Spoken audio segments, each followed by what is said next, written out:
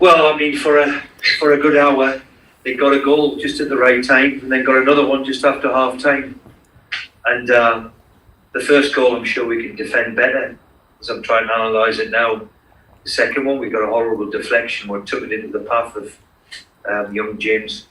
So, yeah, I mean, we're disappointed, but I can take a lot of positives from it, especially our first hour performance.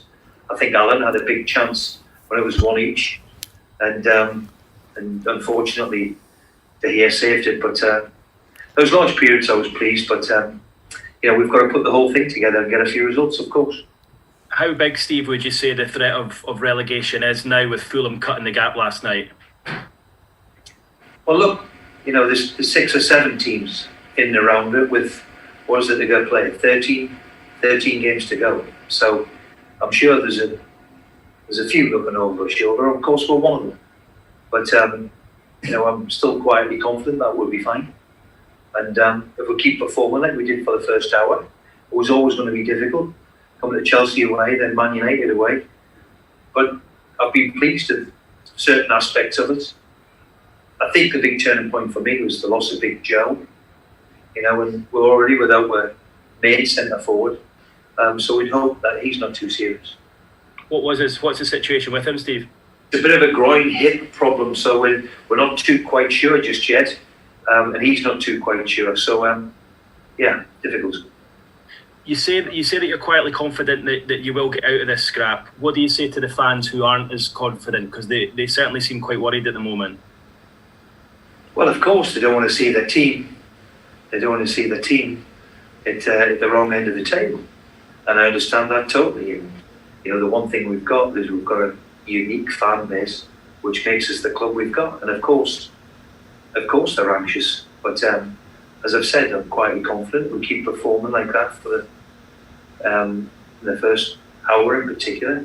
Then I'm still confident that we'll be fine. Last one from me, Steve. You took off both Alan and Miggy tonight towards the end. Obviously, your two most dangerous players. Was that just with looking ahead to the next match? Well, Alan for me, still physically, is still not right.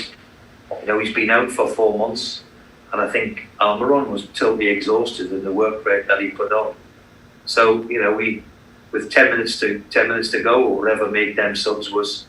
I was worried of the pair of them, especially Alan. I was worried that physically, he was holding his hamstrings and his groins, and the one thing we can't have at the moment is another injury to either one of those two. Thanks, Keith. Take a couple from Miles Stafford. Hi, Steve. Have you got a decision to make on your goalkeeper for Saturday's game? Well, look, Caldolo has had a magnificent season so far. He'd be disappointed with the first goal in particular, because obviously goalkeepers, it's a cardinal sinner for that one in the near post. So, but whether I've got a decision, I haven't even thought about that yet. You're ahead of me there, Miles. I haven't even thought about that situation just yet. And one from Lee Ryder.